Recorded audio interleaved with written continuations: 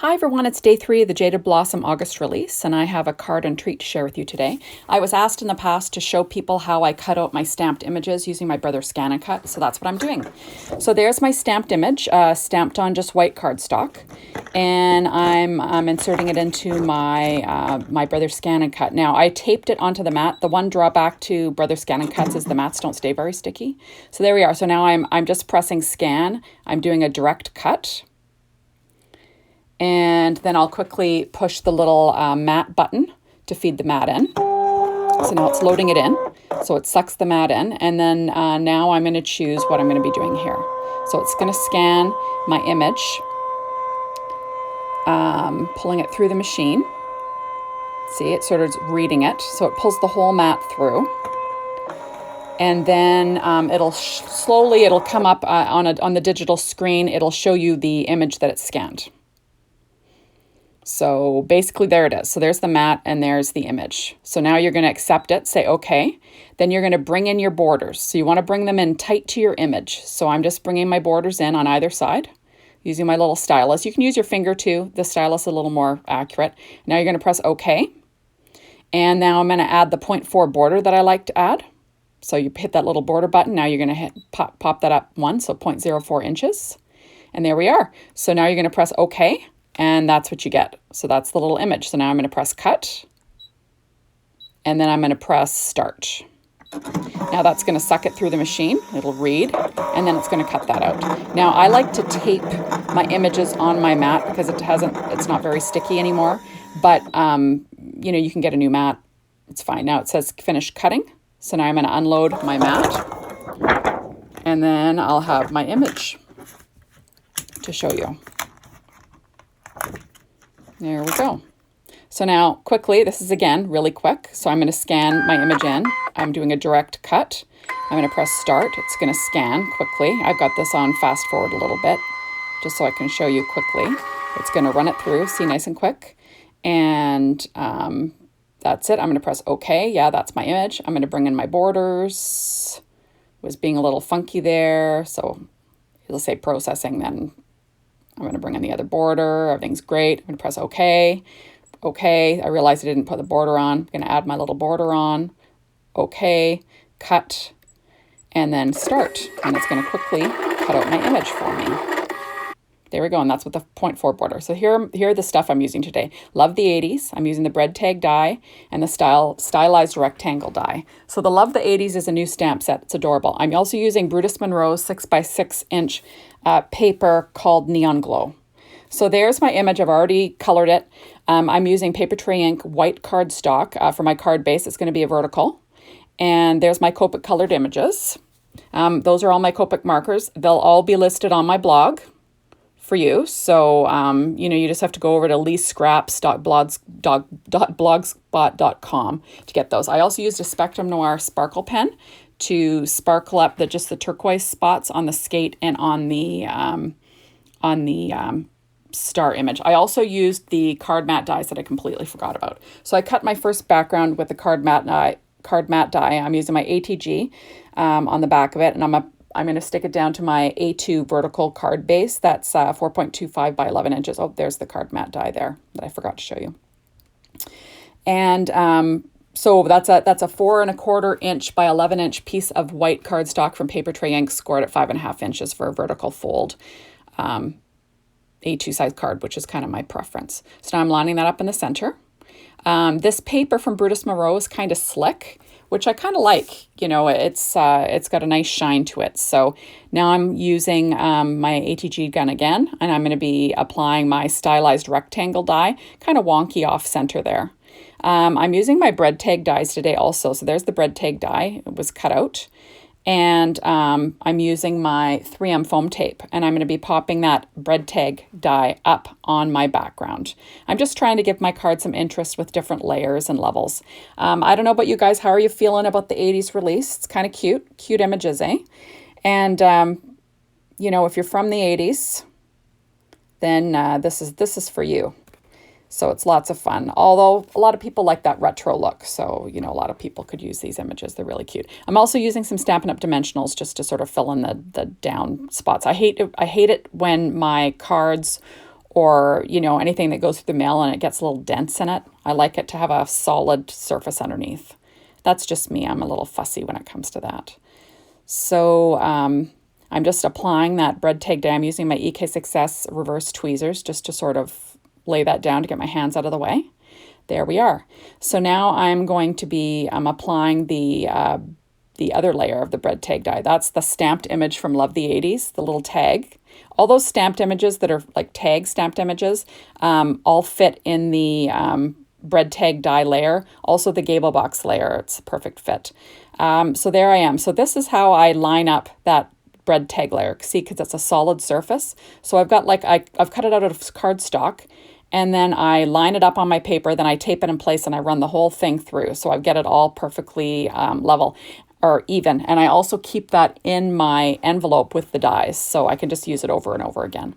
So there, I'm just applying that layer with ATG. You'll notice that I did some coloring with Copics right on the tag. I just wanted to try out the colors. Obviously the good, I meant to do that, but the other the other images, I was just, trying them out. You'll notice that I also stamped on the back of a boo-boo, and you could do that. It doesn't show through if you use thick enough cardstock. So now I'm going to be popping up my images with Stampin' Up Dimensionals and the larger ones and the minis. You notice that I use Ink on 3's blackout ink to stamp for all my Copic coloring. That's just kind of that's my go-to.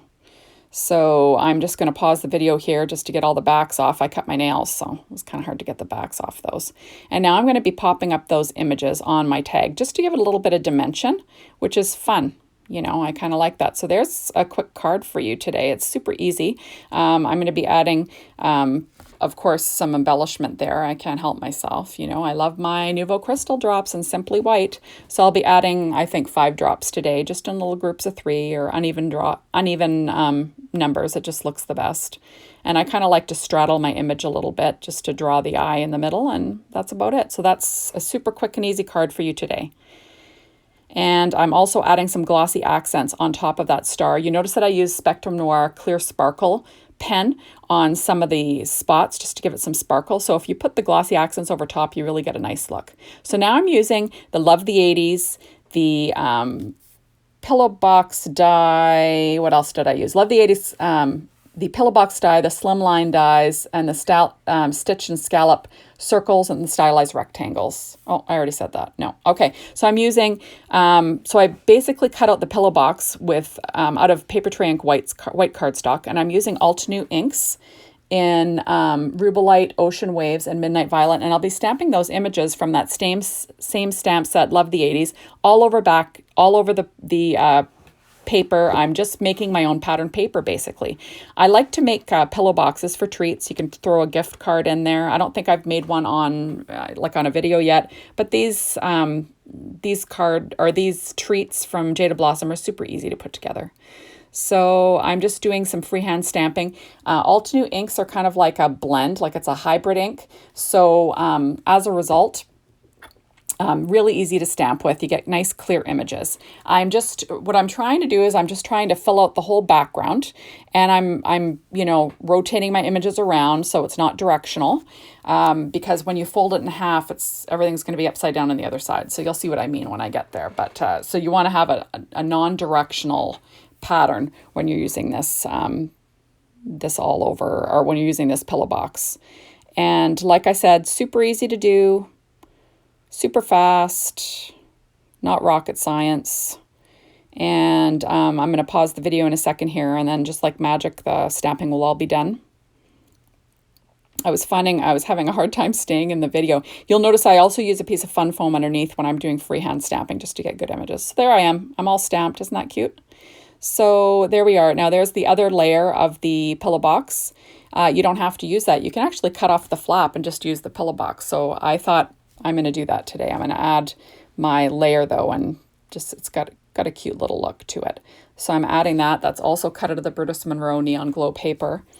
And I'm adding it with ATG tape and a little bit of glue around the edges just to, make sure they stick down. And I'll be sticking that down on the flap. And it turns out super cute. Like I said, you can fill these with, you can even put money in them, really. You can put anything you want in there. Treats, a little gift, gift cards, whatever. They're super easy, like, you know, wedding favors, shower favors, anything like that. They're perfect for that kind of stuff. There are 2 little holes if you want to actually tie a ribbon right through that flap. I didn't want to today though. So now here I am. I'm going to be using some red line tape. I'm just folding on all the score lines. Super easy to do. They're great. They're scored really well. So, you know, the paper naturally almost bends in those spots.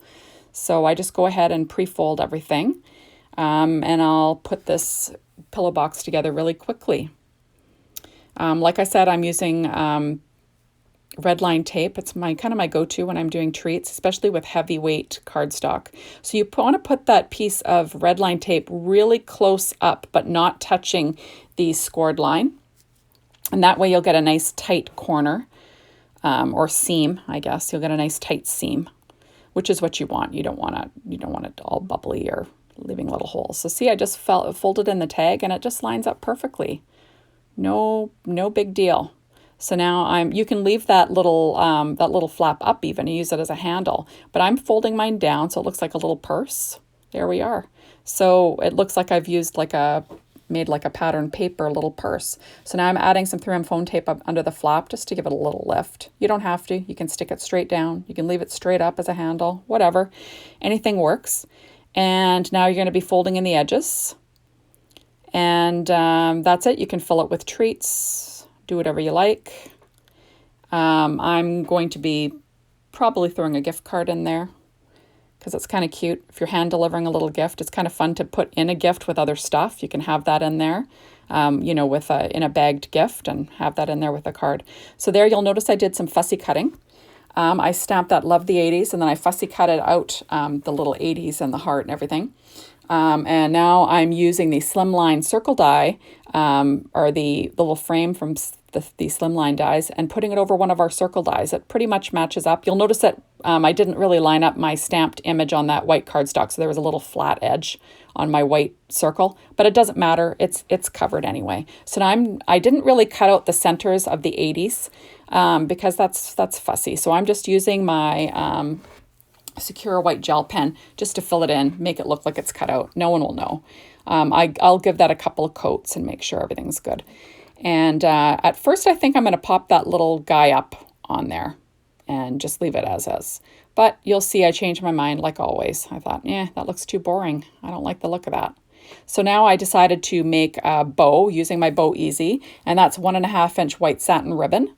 And I quickly stuck it to my project up at the top in the center with a glue dot. So now I'm just cutting off the tails of that white ribbon. And I love how the Bow Easy makes bows. Aren't they cute?